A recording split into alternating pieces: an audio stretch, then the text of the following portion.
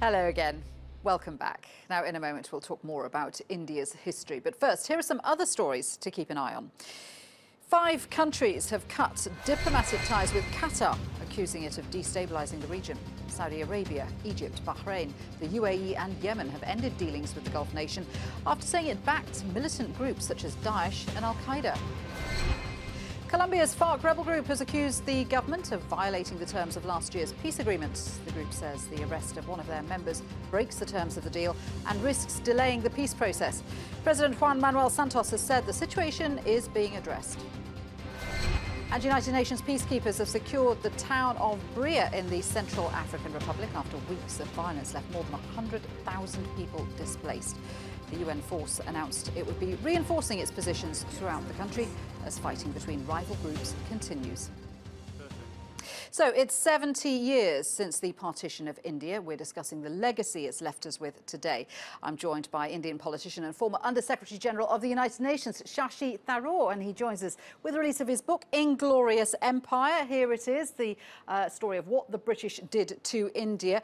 Thank you very much indeed for joining us. Thank you, Shirley. Your book, a savage critique of Britain's colonial past in India. You say it was more like theft, the theft of India's resources. Absolutely. I mean, the British came to what was once one of the richest countries in the world, in fact, the richest country, 1700, 27% of global GDP, and reduced it over a couple of centuries of plunder and exploitation to one of the poorest countries in the world, with 90% of the population living below the poverty line when the British left, a low life expectancy, practically no economic growth. It really was, unfortunately, a rather sad story, and I tell it with as much detail as I can muster. Yes. And I also take up the various arguments that have been advanced by apologists for the empire, and I dismantle them.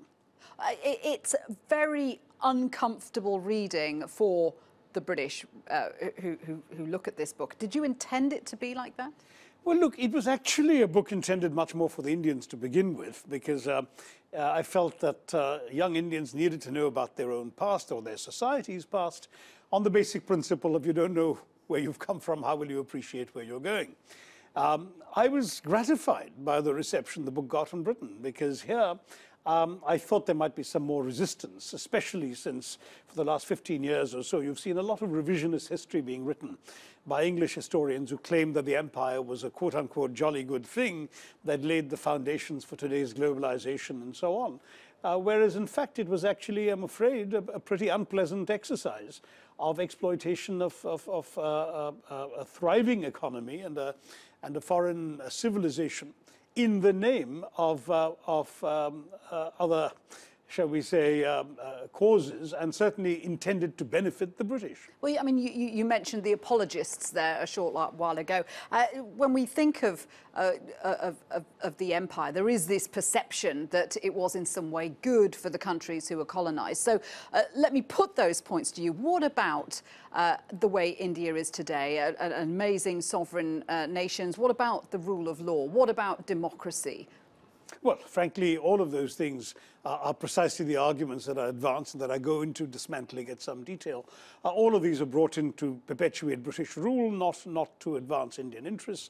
Rule of law, for example, was applied with excessive attention to the skin color of the defendant. You had a situation in which over 200 years of British rule, only 3 cases can be found of Englishmen being convicted and executed for murdering Indians, whereas hundreds of Indians were killed every year by the English with complete impunity, with practically no punishment. For example, when Englishmen kicked their Indian domestic servants to death, a very common occurrence, dozens of such cases every year, they were explained away by saying, oh, these Indians are all malarial, they have enlarged spleens, and so the kick meant they died of a ruptured spleen, not of murder. That sort of justification. And of course, Indian judges were not allowed to try English defendants. The whole system was skewed. I mean, some of the things you write about are very distressing. I mean, you've talked about famine, about looting, about millions of Indians who died. 35 million Indians died, totally unnecessary deaths because of British policy on famines, their rejection of what they considered indiscriminate almsgiving, so no charity in droughts, their insistence upon continuing to procure grain from drought-affected areas in order to feed the breadbaskets of London, their insistence on neglecting those who were literally starving to death by saying, by Malthusian principle, that if the land can't support the population that's trying to live off it, well, then people will simply have to die. Too bad. And their refusal to give decent assistance or charity on the grounds that you can't spend money you haven't budgeted for. And all of this, which, by the way, they did in Ireland too, leading to lots of deaths during the Great Irish Potato Blight and lots of Irishmen getting into boats and rushing off to America, which was not an option available to Indians. They, unfortunately, presided over the deaths of large numbers of Indians, so 35 million. Why do we have this rose-tinted view then of how the empire helped countries like India, if that wasn't the case? Well, you mentioned democracy, for example, but it actually had to be prized from the reluctant grasp of Britain. You mentioned United India. I'm sorry, India was actually divided by the British in perpetuation of their own control. When, during the mutiny, the revolt of 1857, they saw Hindus and Muslims fighting side by side and under each other's command against the British, they said this mustn't be allowed to happen again. So they got rid of the Mughal emperor under whose banner these people had fought, and they insisted on a policy of divide and rule, whereby they tried to create a sense of separateness amongst the Muslim population in order to divide them from the Hindus. And this resulted in the tragic partition of India in 1947, which had 1 million people being killed, 13 million displaced, one of the largest refugee movements of all time, billions of rupees of property damaged. The fact that after all of this and all the oppression, the arrests, the discrimination, that India emerged and remained a thriving democracy is to the credit of Indians, not of the British. And do you, I mean, is it all bad? I mean, today, do you not think that the Brits and the Indians have a special relationship? However bad the history was, do we not have a special relationship today? You know, we're linked together by useful things like the English language and a fondness for tea and cricket.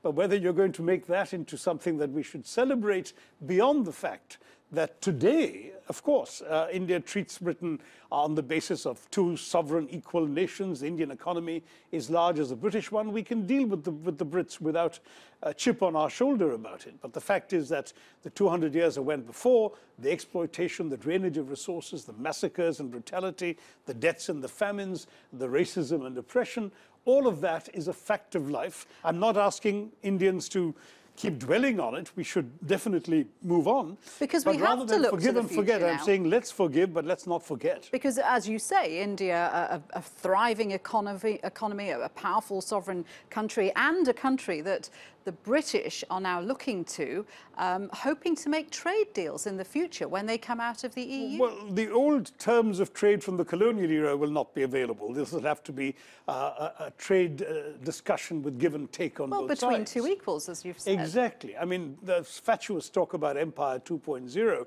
appalls me, because Empire 1.0 was such a bad idea. But I don't think the UK sees it like that. And no, certainly these are some no civil one in servants, government would see it like that. members. But what they're hoping for is to look to former allies like India, former colonies, to hopefully make some kind of deal that they can rely on post-Brexit. Do you think that that is possible? That's possible, provided Britain understands that other countries, the Commonwealth countries they want to do this trade agreement with, can only give what they've got to give in return for Britain selling what it wants to sell. So, for example, one of the issues that has become politically very important in India is visas for Indian students, including the right to stay on and work for a year or two, gain some experience, put some money in the bank before coming back.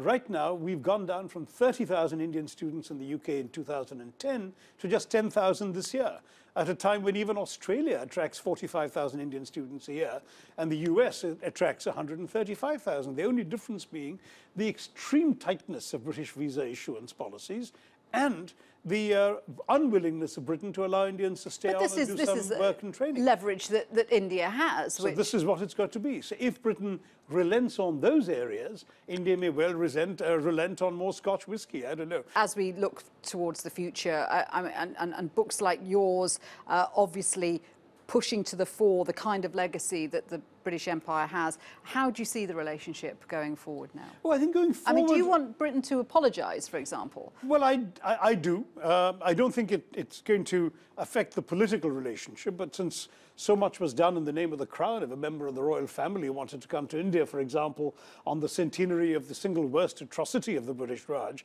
the Jallianwala Bagh massacre, or the Amritsar massacre as it's often called, which took place on the 13th of April 1919. So the 100th anniversary is just under 2 years away.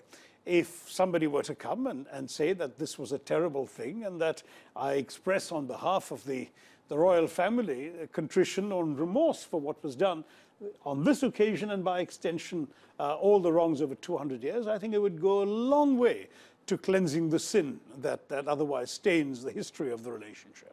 Shashi, it's been great to speak with you. Thank you very much indeed for that, and good luck with the buck. Shashi Tharoor there. Thank you, Shirley. Now, we end with our Insight Bite, a little something that we feel you should know. Now, populations of these African penguins have been falling catastrophically.